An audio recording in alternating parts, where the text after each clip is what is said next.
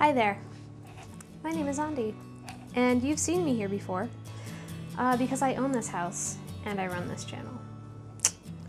I just watched a YouTuber who I really enjoy, and she's really awesome. She's got a lot of personality, and I think we're actually pretty similar, but I've been very straight-faced for a lot of these videos.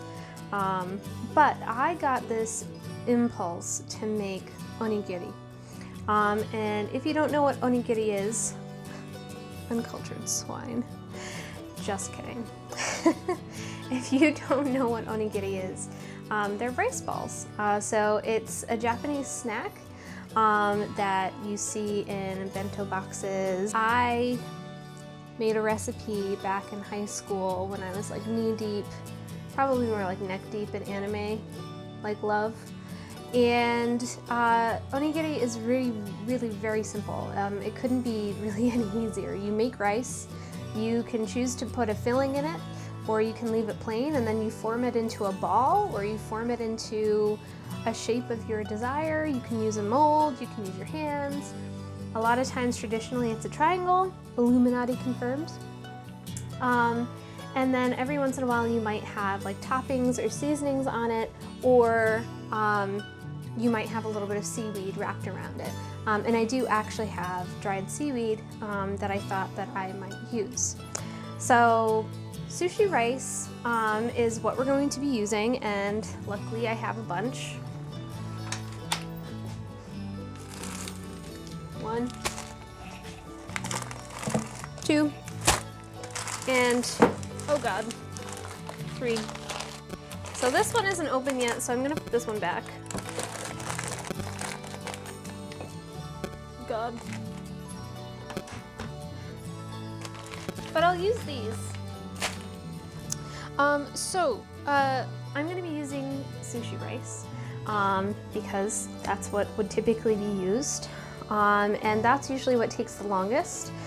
So really it's gonna be very quick and simple, and I'm planning on doing a simple tuna salad filling, which is what I typically do because it's easy and I usually have it on hand. And then I'll probably do a little drizzle of balsamic reduction on top, not because I'm fancy like that, but because I have it and I know that it tastes delicious with tuna. So let's get started. To get things started, first you're going to need to get your packages of sushi rice.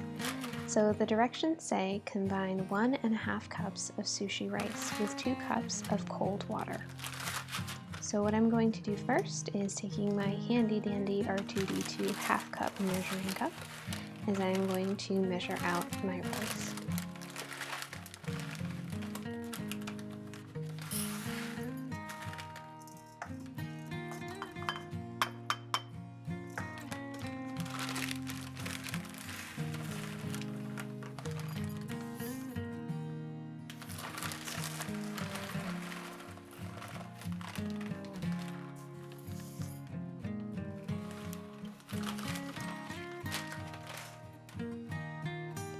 Once you have that done, you're going to transfer the rice into a medium saucepan and pour over 2 cups of cool water.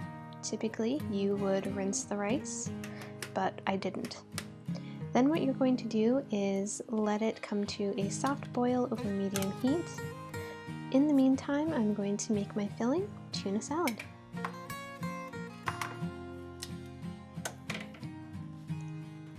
First, I'm going to drain the tuna, then I'm going to transfer it into just a cereal bowl and adding some mayonnaise. I never really measure, but it's going to be a couple of tablespoons. Just do whatever feels right for you to your taste. Then what I'll do is, after I add the mayonnaise, I will season it with salt and pepper, also to taste.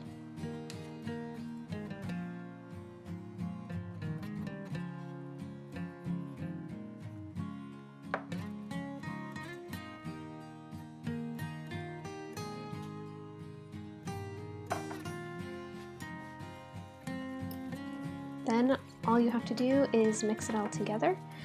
Depending on how wet you like it or not, you can add more mayo at this stage. I'm also going to taste and see if I got the seasonings right. I think I added a little bit more salt, and then ultimately I decided that I wanted to add more mayo, which I'm doing now. And then just stir again until it's all incorporated.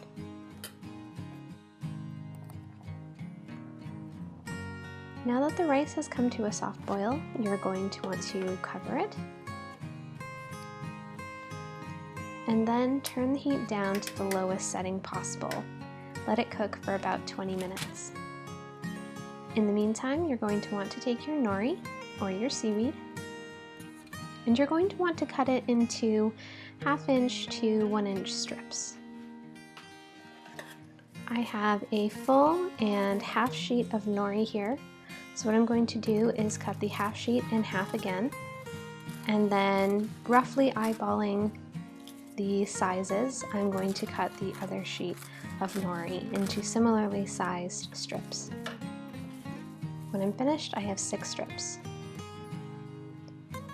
Now that the rice is done, all of the liquid should be absorbed, and it should look light and fluffy, and it should have a soft yet not disintegrating texture. Fluff it up a little bit, then add in your rice vinegar. Gently stir and cut in the rice vinegar until seasoned lightly. Now what we need to do is let the rice cool down a little bit. It is quite hot and it's an excellent insulator, so it's going to hold that heat for a while. Transfer to a bowl and let it let off steam until it's warm enough to the touch that you can mold it, but not too hot that it will burn you.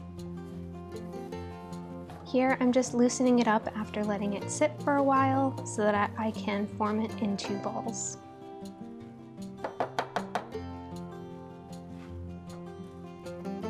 Dipping my hands into some salinated water, this is what I'm going to use to help season and shape the rice into triangular balls. You don't have to shape it into triangles, but it's the traditional shape and I happen to like it, so that's what I'm going to do. So after I've molded the ball, what I'm going to do is I'm going to flatten it a little bit and make a well in the middle. So just gently compressing a little area in the middle, I'm going to deposit a little bit of tuna salad there.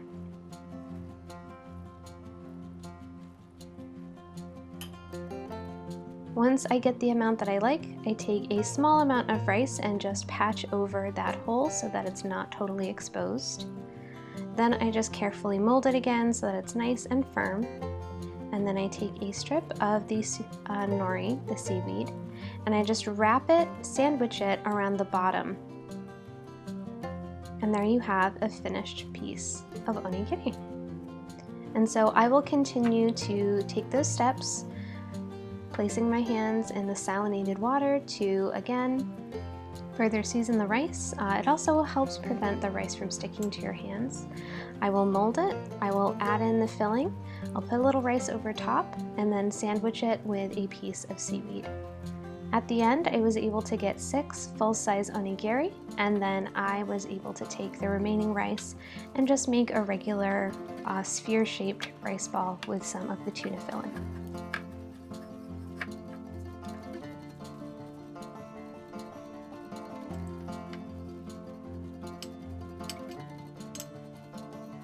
Obviously, it didn't use all of the tuna, so I just set that aside for a later date.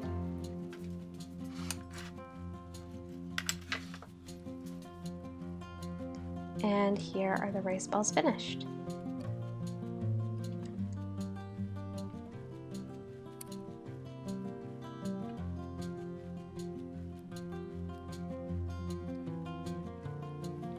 One of the last steps I'm going to take is take my balsamic reduction, the glaze, and just run it over some of the rice balls.